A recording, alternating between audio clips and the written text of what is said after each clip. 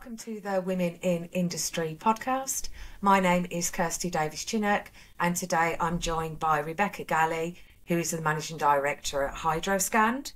Hydroscand offer a complete range of quality hydraulic hoses and industrial hoses, hydraulic fittings and fluid transfer solutions for all industries from agriculture to construction to waste management. They have 9 branches in the UK, located in the South East, South West, Wales, Midlands and the North West, and they stock a full range of high pressure hydraulic hoses and industrial hoses, and their experienced teams can make hose assemblies to your specifications while you wait. Welcome, Rebecca, it's nice to see you. Great to be here, thank you. The first question I have to ask is, you started at Hydroscand in 2019, so just before COVID. Yeah. How difficult was that when it sort of the pandemic hit? I mean, it seems like such a long time ago already, almost like a weird dream from the past. But yes, I'd been in the role about 7 months, I think, when we had the COVID lockdown instruction here in the UK. So from my point of view, I joined in the August in 19, sort of looked at the business, started to make a real plan for how we were going to build going forward. And then the 23rd of March occurred. How difficult was it? I mean, it was hard. I think it was hard for all people leading businesses. I'm sure you had your own challenges at the time. For me, what was the hardest part was sort of, as a leader, everybody looks to you to have all the answers. But we were in a situation that nobody had ever seen before, and there weren't any answers. I mean, so each day you're trying to keep up with making sure the team are all right, dealing with anybody who was actually ill, trying to keep up with the legislation, and working out what was the right thing to do. In a way, looking back, it brought the team close together, because it was a thing we all went through, a challenge we all worked on together. From my point of view, Hydroscand is part of an international group. Our head office is in Stockholm, so everything that was happening here had already happened somewhere in the business further east, because the COVID obviously came from the east over here. So we had the benefit of the whole of 2 weeks extra knowledge. But I was having conversations with colleagues in other countries who were giving me guidance, support, ideas. So was it hard? Yes, it was exhausting. And actually the worst part from my point of view, trying to do all those things I just said, was that I also have a young son, so I was also sort of homeschooling him. I mean, when I say sort of, I mean I was terrible at it, and it was really quite stressful. So it was the personal aspects of it were probably the hardest. But yeah, from a business point of view, really a challenge. Yeah, I agree. And just picking up on something you said there, that people look into you in the leadership role. We didn't know what to do. We're an SME. I'd sort of spoken to people the night before, CEOs of, really large companies in the metal industry, and going, what are you doing? I'll copy. Yep.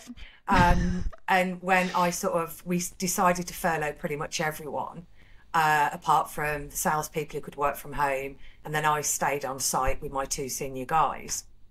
And I admit it, when I spoke to everybody, everyone spaced out in the factory, sort of 2 meters apart, I cried. Did you? Yeah, I was just like, oh my God, I can't believe I'm sending you home. I'm normally asking you to work longer hours. Yeah. I think the people who really did struggle, though, were those who had young children at home and trying to do dual roles. That must have, and my son's 27, and he had gone travelling, so got stuck in Australia. Oh my goodness. So I think those who were trying to do both, it must have been such a challenge. Well, we got to the point in our house of, do you know what, he's such a young, he's still young enough that actually falling out about maths every lunchtime is probably worse than doing the maths. So we relaxed a little bit about that side of things. But yeah, it was really, really tough. Prior to coming on to Hydroscand, you've had sort of several roles.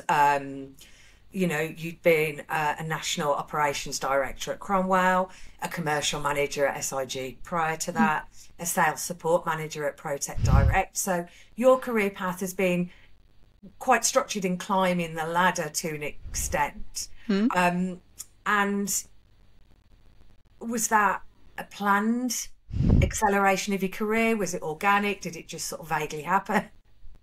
Yeah, I mean, I'd love to say absolutely. You know, when I was 16, I sat down, I drew this roadmap, it's all gone perfectly. But the reality is, of course, it just kind of happened that way. I needed a job, aged 20. I decided not to go to university after school because I didn't know exactly what I wanted to do, and a lot of my peers were definitely going to be vets or doctors or architects or accountants, and I hadn't worked those things out at that point. So I'd left home and I needed a job, and I ended up doing telesales at Protec, who were PPE specialists. And of course, now everybody knows what PPE is, although nobody did 20-something years ago. And it was a fantastic experience. I mean, starting out in telesales, it teaches you a lot about yourself and about having a good work ethic. But that company was part of SIG. It was a wholly owned subsidiary. I mean, it isn't anymore. It's part of Bunzl these days, I think. But so I ended up doing telesales.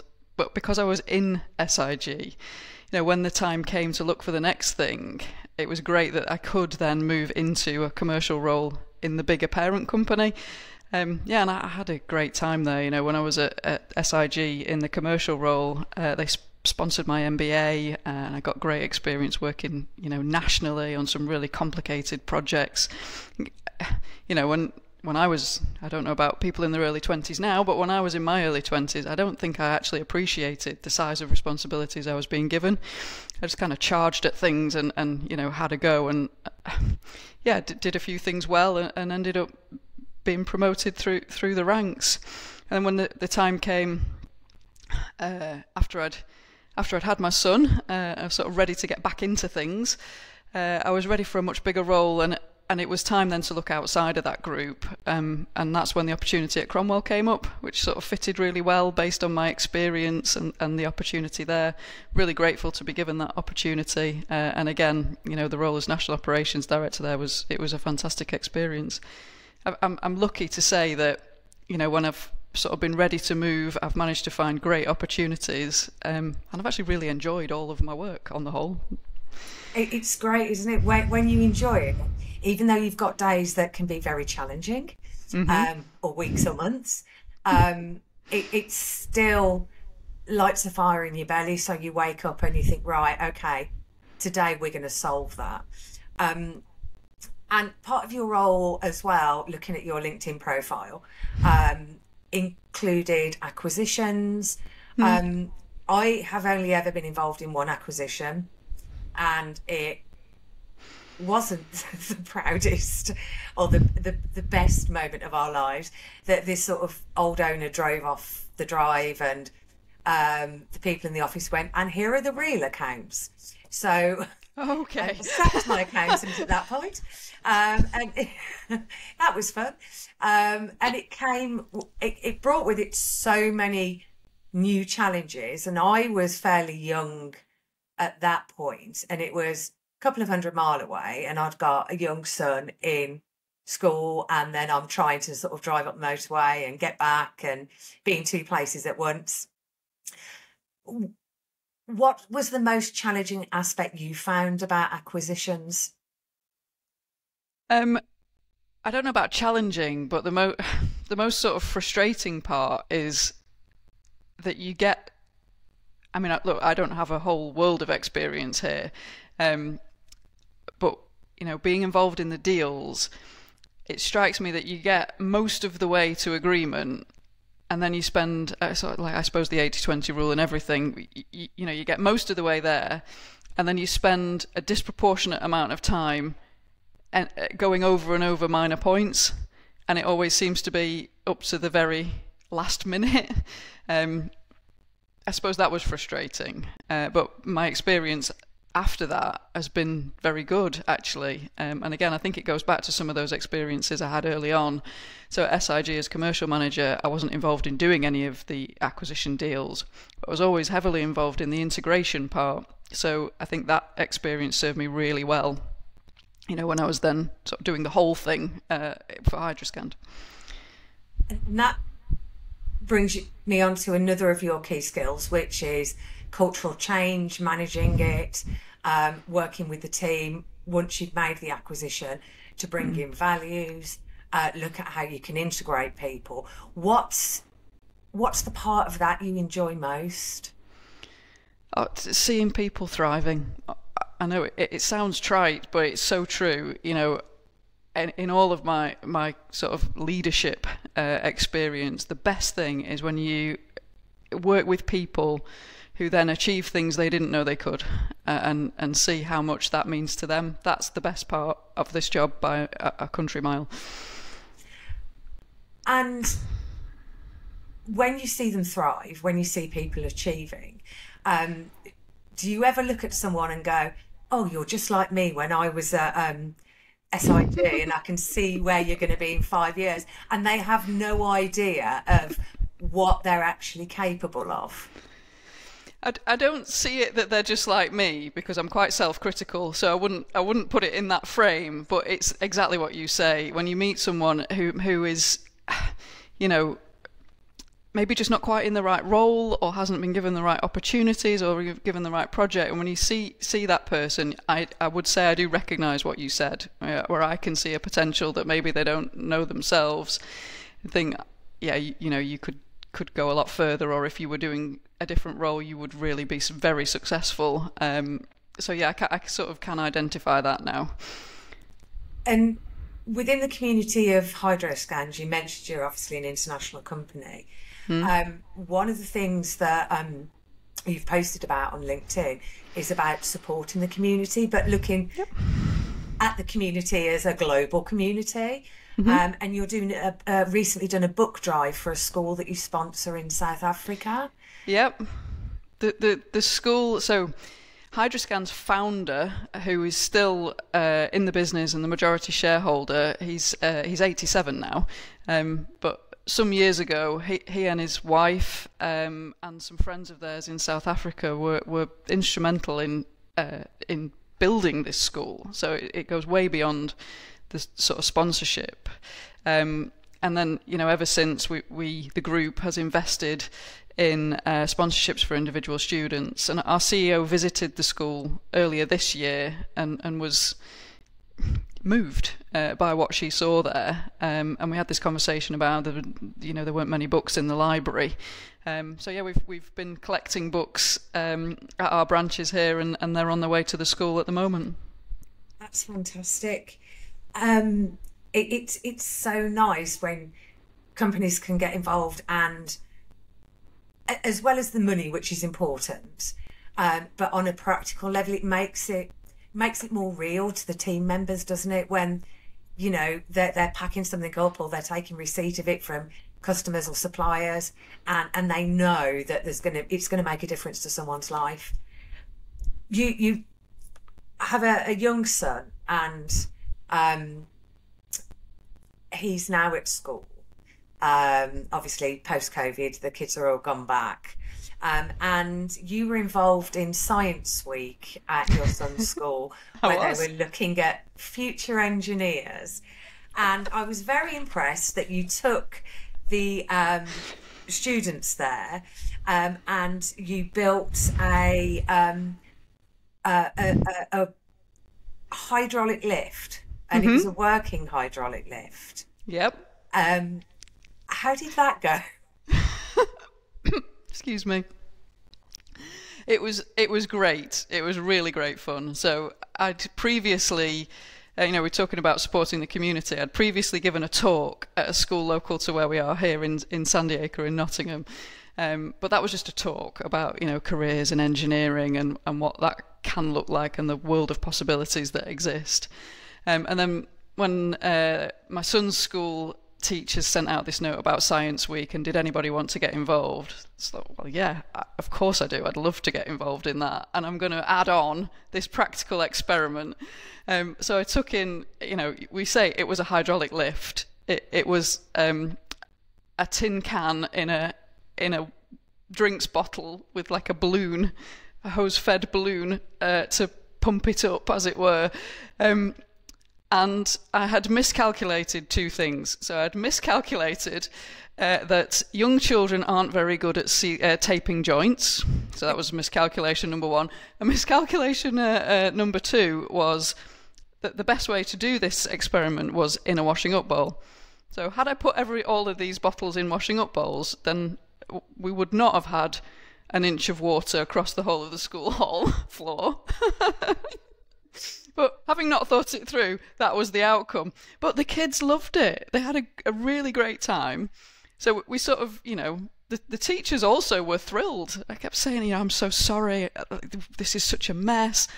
And I said, it's wonderful. Look at all the things they're learning. So the children went outside and we cleaned up. I absolutely helped clean up. And then we brought them back in and they asked really, really pertinent questions. The best question for me was, what one sort of bright young girl who said, well, our systems leaked. So what happens in real life? Do real life systems leak? I thought, well, you have clearly totally grasped it and this flood was really worthwhile. But yeah, amazingly, they want me to go again. Just take your own mop this time. Exactly. Well, no, washing up bowls is the answer. But it's great fun. Our industries are great fun anyway. But to be able to show that rather than, just stand there and talk about it, and give them hands-on experience, obviously while keeping them safe and yep. hopefully without, the floods next time. I'll be interested to see what experiment you do with them next time. I shall have to keep an eye out for that. No, on a serious note though, any opportunity to present engineering, obviously hydraulics is what we're about, but any opportunity to present engineering to children, I'm really keen to do it. It's great when you can go into schools and talk to young people. One of the previous guests was Angela Lawler, who runs Marvellous Manufacturing. And she works with quite a lot of schools and companies to sort of try and get young people excited about engineering, about manufacturing, by talking to them, sort of saying, okay, you've got hair straighteners or you've got earbuds. What doesn't work for you? How would you make them better? And making it relevant to their daily lives. And the more we can do that with young people, the more we're going to fill a pipeline for future colleagues. Exactly. So with a young family and, a demanding role, how do you manage your work-life balance? Badly. That's normally the answer I give. Yeah. I think, I don't know how to put this the right way. So I think there's a lot of attention on this work-life balance, so-called work-life balance. But I think when you're the kind of person that I am, I enjoy my work. I have a demanding job, but I'm committed to being successful in it. And that kind of means that I put a lot into it. Not that I don't also put a lot into my home life, but it's never going to be 50-50. And I think there's almost a different pressure on people these days not to work so hard. I think it's almost flipped the other way, and I'm not sure it's helpful. Having said all of that, it is very important to recognise your own mental health, make sure that that you're okay, because if you're leading a company and you're not okay, how can you look after everybody else? So I keep myself physically fit. I make sure that I do fun things with the family, but is it totally balanced? Probably not. I think because my son's a lot older, it was different way back in the 90s. And I remember giving a talk to a group of women, probably early 2000s, who, were looking to start their own companies, do this, do that. And they were like, well, if, I run my own company, I can take time off to go to the school play. I can stay at home if my son's sick. And I was like, well, if you live in Birmingham, you have a meeting in Sheffield and your son's sick, you either need to cancel the meeting and potentially lose a new client or get someone to look after your son. Mm-hmm. You have less freedom the higher your role and the more people look to you and the more responsibilities you have. Even more if it's your own company. Even more. Yeah. This, you can have it all is fine so long as you have the support network. Yeah, exactly. But you have to have the support network. I cheated, and it's not quite as sort of blunt as I make it sound. But when people ask me how I did it, being a single mom, I just said I sent my son to boarding school so I could spend longer at work. And it's a bit flippant, but he did go to boarding school and I did spend longer at work. But that's the reality of it, yeah. And I do have a great support network. My partner works from home, so he does a lot of the school run, because, as we were saying just before we sort of started the discussion, we get up very early in the morning and we travel. Yeah. So, without him doing that, I couldn't necessarily do this job. I must admit, I do like what's happened post-COVID with Zoom and Teams meetings, because I'm much more efficient. If I don't have to drive an hour to have an hour's meeting and an hour back, if I'm doing it from my desk, that saves me 2 hours. That's true, and I do agree with you from an efficiency perspective. Conversely, though, I lose the thinking time in the car. That's also true. So I think in the car, and I also think, for me, running a multi-site business, physically being present in the sites is really important. It can't all be done online. No, you need to have that real life sort of like standing next to somebody, having a coffee, looking at something, trying to find the errors, trying to see where it's going to flood and leak all over the floor, which you can't really do, sort of on a Teams link. You were recently, earlier this year, named as one of the manufacturer's top 100. So congratulations on that. Thank you. What did that mean to you? Well, congratulations to you as well. Thank you. What does it mean to me? It means a massive amount to me. As I said, when I sort of set out on my career, it was more by accident than by design. And so to be recognised as really successful in such a brilliant field, it means a great deal, and being involved in engineering and manufacturing, I genuinely am passionate about it. One of your other roles is you are now the president of the British Fluid Power Association. You were previously the vice president. Yep. How has that helped your role with Hydroscand? Has it given you additional skills, or has it been the other way around? I think the two complement each other really well, actually. When I first took this role at Hydroscand and I was invited to join the association board as a board director, it really, really helped me to accelerate my learning of the industry. Because before 2019, I wasn't in the fluid power industry, particularly aware of the fluid power industry. So to then be at the table with people with, senior roles in hugely successful businesses and that wealth of experience was a huge benefit to me. And some of those people have been great role models. I go as far as to say mentors, in terms of the industry and leadership in general. So I've, met some brilliant people. And aside from that, the association does some great work in sort of industry statistics and reporting. So those two things really helped with my role at Hydroscand. But, conversely, my experience from Hydroscand is absolutely relevant to the association. I'm a member as well as a director. So it works both ways round. And, we talked earlier about COVID. One of the things that the association did during COVID, which was brilliant, was sort of coordinate an industry level response to government about the fact that we were supporting the key workers. Nobody thinks about all the support network. It's, we have to keep, we have to keep medicines moving. But, well, okay, actually there's a support cast behind doing that. So that was another great benefit of being involved with the association. But, being the president just sort of reinforces the point again about how passionate I am about engineering and the industry. And again, it's a real honour, to be in that position.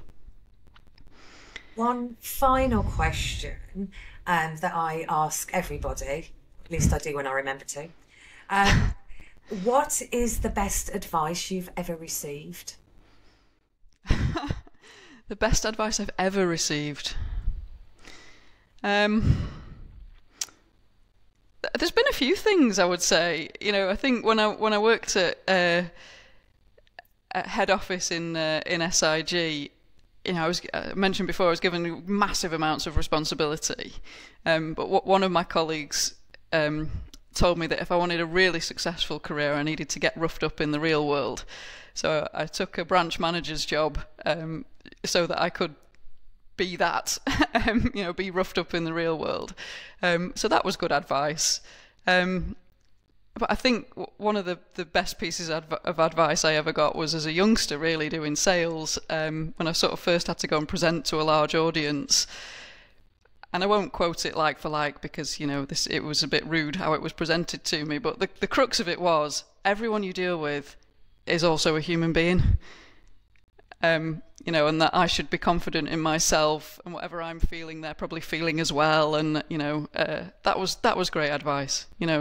We're all people at the end of the day. We're all doing our best, and I think on the whole that has really helped me to be confident in a lot of situations. I love that. Get roughed up in the real world. Yeah, I really have been since then, I'd like to say. It's one of those things, isn't it? If you're leading a team, they have to have confidence that you can either do it, have done it, or you're quite prepared to go and do it as well. Absolutely. During COVID, one of the things that I did do purely through necessity, but before the vaccines, lots of people were self-isolating. I ended up picking orders in the warehouse because it needed to be done, So I think, that demonstration of respect and understanding and willingness to be involved in lots of different roles, I think it's really important. I think it is, and it's great for team cohesiveness. Well, thank you so much, Rebecca. It's been an absolute pleasure talking to you. And I look forward to seeing your LinkedIn posts about your next experiment at your son's school. Yep, I'll get one booked. Thank you.